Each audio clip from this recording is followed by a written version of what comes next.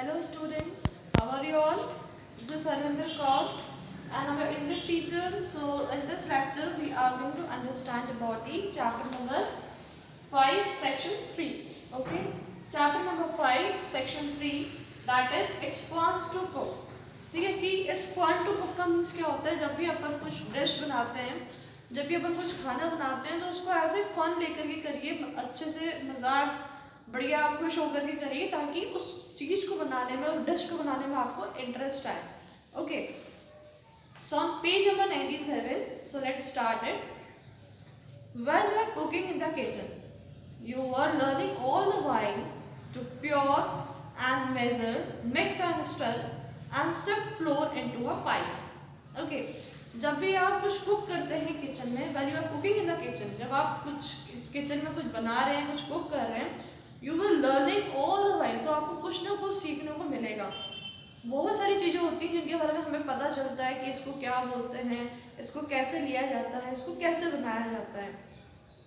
To pure and major, जब भी अपन जैसे कुछ चीज़, मान लीजिए आप रोटी बना रहे हैं, तो रोटी बनाने के लिए आपको पहले आटा लेना पड़ेगा. ठीक है, उस आटे को उड़ेलना पड़ेगा, देन उसको मेज़र करना पड़ेगा कि हाँ अगर मुझे 5 जनों का खाना बनाना है तो मुझे कितनी रिक्वायरमेंट रहेगी. ओके, मिक्स एंड स्टर, उसके बाद आप क्या करेंगे, उसमें पानी डाल करके उसको गूंदना स्टार्ट करेंगे. And sift flour into a pipe, और यहाँ पे आपको सिफ्ट फ्लोर का मीनिंग दिया हुआ है, put flour through a sieve to remove unwanted particles. जब भी अपन आटा लेते हैं तो पहले उसको क्या करते हैं, छानी से छाना जाता है. एक बारीक सी छानी होती है आटा छानने वाली, उससे आपको आटे को छानना पड़ता है, जिसमें ताकि उसके जितने भी अनवांटेड पार्टिकल्स होते हैं वो उससे रिमूव हो जाते हैं, निकल जाते हैं. Okay, scrub your hands before you start, अपने हैंड्स को स्क्रब करिए. ठीक है, बिफोर स्टार्ट करने से पहले. Then gather up the gear, ठीक है, उसके बाद सामान इकट्ठे करेंगे, हमको किस किस चीज़ की रिक्वायरमेंट रहेगी, क्या क्या सामान की हमें ज़रूरत पड़ेगी, तो उसके बाद उन सामान को इकट्ठा करिए. Okay, like pots and pans and measuring cups that you use throughout the year. जैसे कि हमें कुछ पोट्स की, ठीक है, सब्जी बनानी है तो हमें पैन की ज़रूरत पड़ेगी. ठीक है, और किसी चीज़ को अगर हमें को नापना है, नाप कर कोई चीज़ लेनी है तो हमें कप की ज़रूरत पड़ती है. ठीक है, जिससे हम बनाते हैं कड़छी, उसकी ज़रूरत पड़ती है. ठीक है, जिसको हम सालों साल तक यूज़ करते हैं. ऐसा नहीं कि आपने एक बार डिश बनाया और आपने उस बर्तन को फेंक दिया, उस बर्तन को हम बहुत बार सालों साल तक यूज़ करते रहते हैं. Go over the recipe step by step, उसके बाद देखो कि हमें खाना कैसे बनाना है, क्योंकि पहले खाना बनाने से पहले हमें बर्तन की ज़रूरत पड़ती है. बर्तन होने के बाद हमें ये देखना है अब इस डिश को बनाना कैसे है. तो आप रेसिपी को देखो स्टेप बाय स्टेप कि रेसिपी कैसे बनानी है. ठीक है, you will know just what to do. जब आपको स्टेप बाय स्टेप पता चल जाए कि हाँ हमको कैसे कैसे इस डिश को प्रिपेयर करना है, तो आपको पता चल जाएगा कि अब मेरे को इसके बाद क्या करना है, उसके बाद मुझे क्या करना है. By carefully following the directions it won't be hard for you. जैसे से आप स्टेप बाय स्टेप फॉलो करेंगे तो आपके पास आपको कोई भी चीज़ हार्ड नहीं लगेगी. आपको पता रहेगा कि मुझे काम कैसे करना है, तो कोई भी काम आपको क्या है, हार्ड एंड फास्ट नहीं लगेगा, सब कुछ इजी गोइंग लगेगा.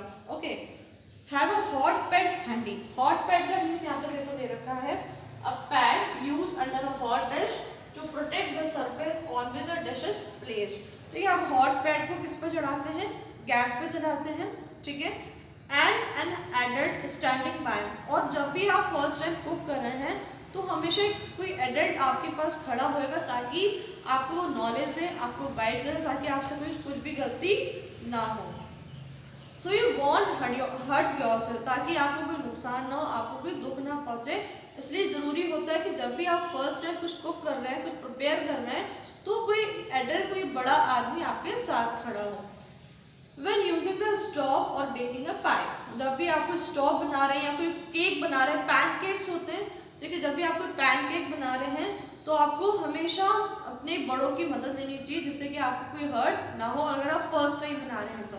Okay, beside the fun and learning, ये तो सब अलग था कि जब आप कुछ फन कर रहे हैं, कुछ मजाक करके काम कर रहे हैं, उससे कुछ सीख रहे हैं, उसके अलावा भी they are always cleaning up to do. आपको काम भी सफाई से करना है, ऐसा नहीं कि बना बना करके आपने सब खराब कर दिया। You have to clean up all the things, okay.